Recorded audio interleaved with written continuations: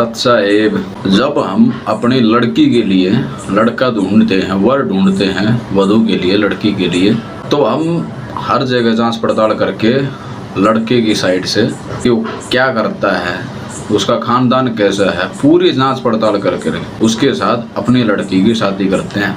वो जांच पड़ताल इसलिए करी जाती है, कुछ लोग तो पटवारी तक जाते हैं ये पता करवाने के लिए कि इसके पास एक्चुअल में ज़मीन कैसी है, या इसने जो बताई है वो सारी की सारी बातें सही है कि नहीं, उसके अड़ोसी पड़ोसी से, उसके विरोधियों से, सबसे जांच पड़ताल करते हैं। उसके बाद में हम उसको लड़की ब्याहते हैं, और लड़की ब्याहने के बाद में, और जब साल 2 साल हो जाते हैं, तब हम फिर उसी लड़के में कमी निकालना शुरू करते, तुम्हारा तो ये नहीं है, तुम्हारा तो वो नहीं है।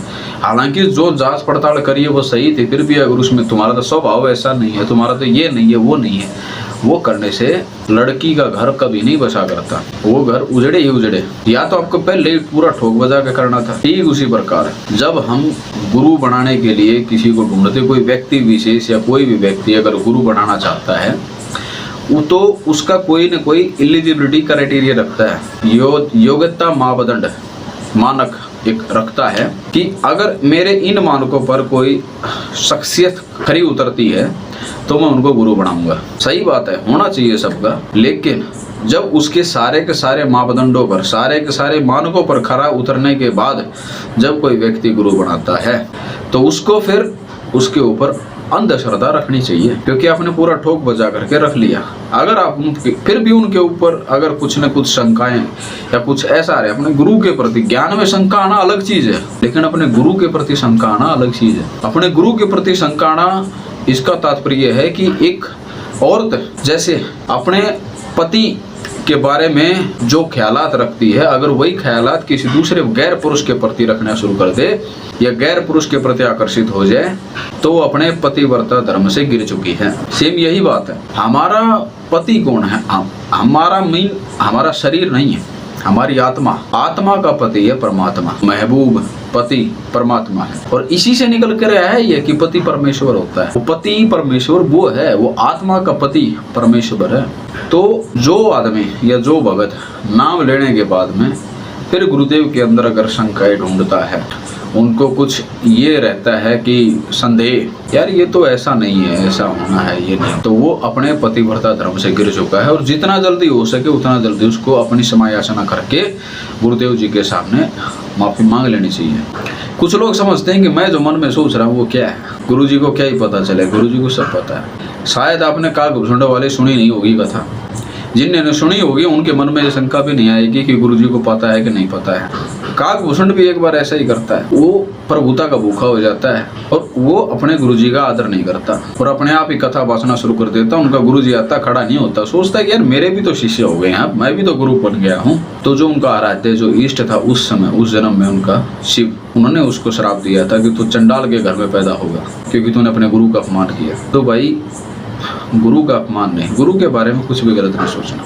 अगर आप बना लिए हैं गुरु तो मीन आप बना लिए हैं, अपना पति चुन लिए हैं आप। अब आप किसी दूसरे पर पुरुष के बारे में अगर कुछ सोचते हैं तो आप अपने पतिव्रता धर्म से गिर जाते हैं। और पतिव्रता धर्म से गिरी हुई औरत की या महिला की कहीं भी इज्जत नहीं होती। मैं ऐसे ही वीडियो देख रहा था तो बोला 70 साल की उम्र का आदमी ने बोला नाम छोड़ के, और कौन है वो, नितिन दास करके कोई है, बोला उनके पास गया, वो वीडियो दिखा रहा था। तो भाई उसने तो ये करा कि पूरा दिन तो हलवा बनाया, काजू किशमिश डाली, सब कुछ करा, पूरा सारी सामग्री डाल के A1 पीस बनाया, हलवा बनाया, और जैसे ही बन के तैयार हो उसमें रेत भर के मुट्ठी का ऐसे डाल दिया। सारे किए कराए पर पानी फेरना इसी को बोलते हैं। सही रास्ता पकड़े हुए था, कहाँ उस पापियों के चंगुल में जा फंसा।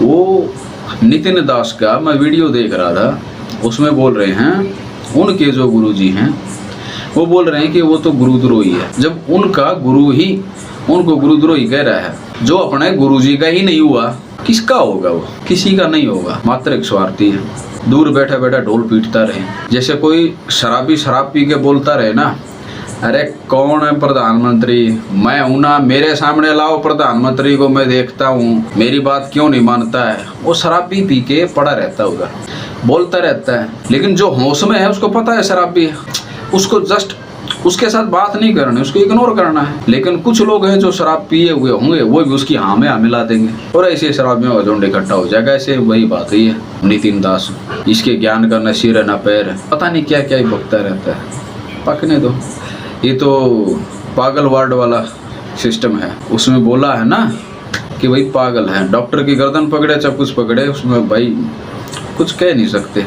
लेकिन इलाज होने के बाद में भी फिर वो माफी भी मांगेगा, पता लगेगा। लेकिन तब तक न जाने कितने लोगों का जीवन खराब कर चुका होगा, या मान बढ़ाई के चक्कर में घुस गया। तो भाई मान बढ़ाई बड़ी खराब चीज है। राज तजना सहज सहज तरिया का नहीं, मान बढ़ाई ईर्ष्या दुर्लभ तजना ये है। तो भाई मेरा अंततः यही कहना है कि गुरुजी को अगर तुम अपना पति परमेश्वर मान चुके हो तो फिर पर पुरुष के बारे में मत सोचो। अपने गुरुजी के प्रति मन में कोई भी द्वेष, कोई भी ईर्ष्या, कोई भी शंका ना लाएं। समय रहते अपना समझ कर लें। आपके पास जो धन एकत्रित हुआ है, बहुत चोर लुटेरे घूम रहे हैं ये भक्ति धन को नष्ट करने के लिए। अपने स्वयं का बचाव करें, ज्यादा से ज्यादा सत्संग सुने। और सबसे जरूरी बात, गुरुजी सत्संग में कहते हैं बेटा भक्ति चाहे कम कर लो पर मर्यादा में रहो। मर्यादा, और उसके परमात्मा ग्रेस मार्क्स लगा दें। जैसे स्कूल में कोई बच्चा जाता है ना, थोड़ा सा कम पढ़ना लिखना आता हो, स्कूल का काम कम करता हो, लेकिन अगर क्लास में उसकी हाजिरी पूरी है तो टीचर उसको ग्रेस मार्क्स देके पास कर देता है। तो मर्यादा में रहो, भक्ति चाहे थोड़ी हो जाए लेकिन मर्यादा में रहो। परमात्मा ग्रेस मार्क्स देंगे और वही देंगे। नहीं तो ऐसे अगर हमको खुला छोड़ दिया जाए तो इस पृथ्वी पर मुझे नहीं लगता कि कोई पास होने लायक होगा। परमात्मा ही रजा करेंगे। तो कहावत है भाई, गुरुजी कहते हैं दवार धनी के पड़े रहे धक्के धनी के खाए, 100 काल जगजोर ही पर दवार छोड़ नहीं जाए। सत साहेब।